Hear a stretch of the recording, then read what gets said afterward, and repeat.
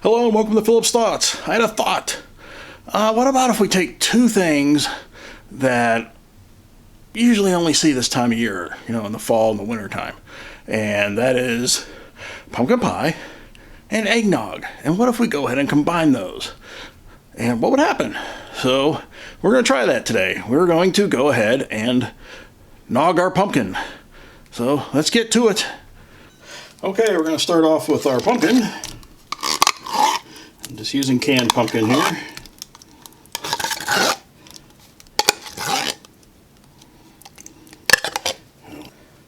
Go ahead and put in 3 cups or 3/4 of a cup of sugar.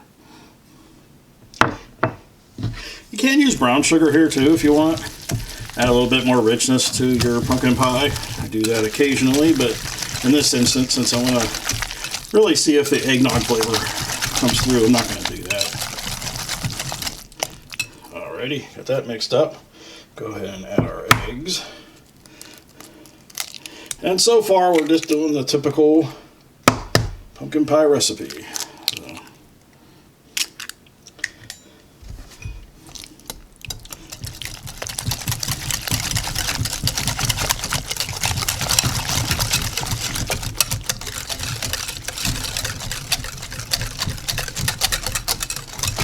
Stir it in good. Alright. Now here's our spices, and we've got a teaspoon of cinnamon, probably a good ½ teaspoon of ginger, 1/4 teaspoon, probably a little bit more than that, of cloves, and about a 1/4 teaspoon of salt. And then down here I've got another teaspoon of just a pumpkin pie spice mix. I just like to kind of kick it up a little bit, so I'd throw in a little bit more spice there. And what I'm going to do is just kind of mix that in. Make sure there's no clumps of any of the spices per se. Get that spread around good.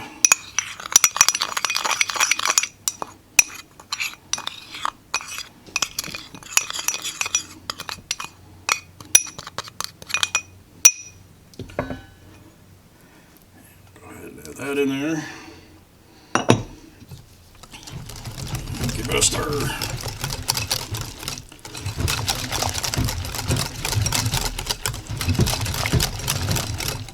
I know that looks pretty dark, but we'll lighten up. Just because we've got quite a bit of spice in there. I usually like to have more spice, I think, than the typical pie. Alright, now here's where you'd usually add your evaporated milk. We're not going to do that, okay? Put that back in the cupboard, and we're getting out a cup of eggnog. Use whatever brand you like. This is non-alcoholic eggnog that I'm using here, but if you want to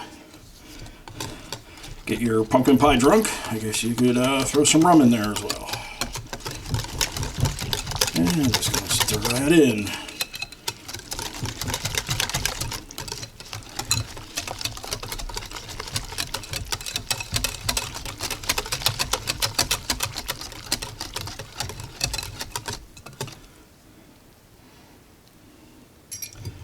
Okay, that looks awesome.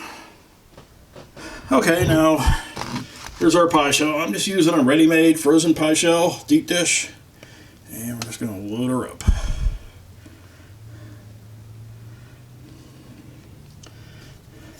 Let's try to get all that goodness in there.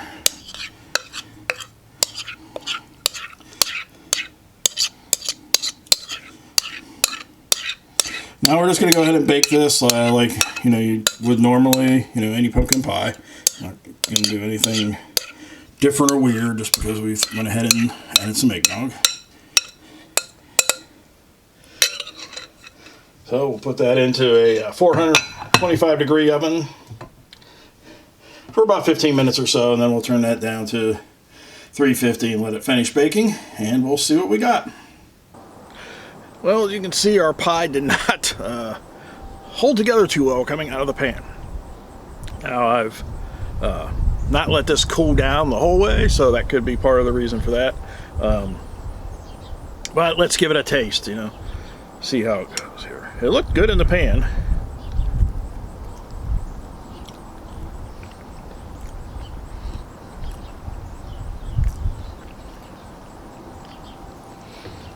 It's nice and creamy. Definitely tastes like pumpkin pie. And it does have a slightly different taste, but you know, I don't know that I could really tell that this was eggnog in there. You know, it just tastes like a nice creamy pumpkin pie.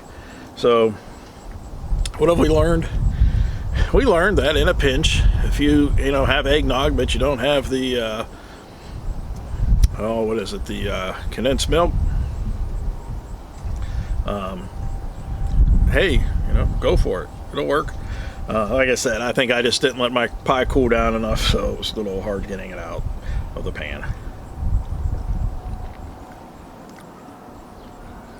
Tastes good to me.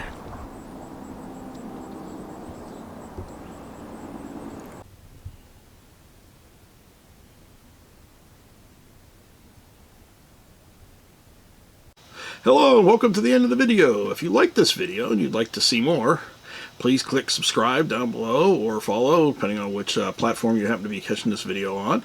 And come on back for some more and check out some of my previous videos. And until next time, keep thinking and enjoy.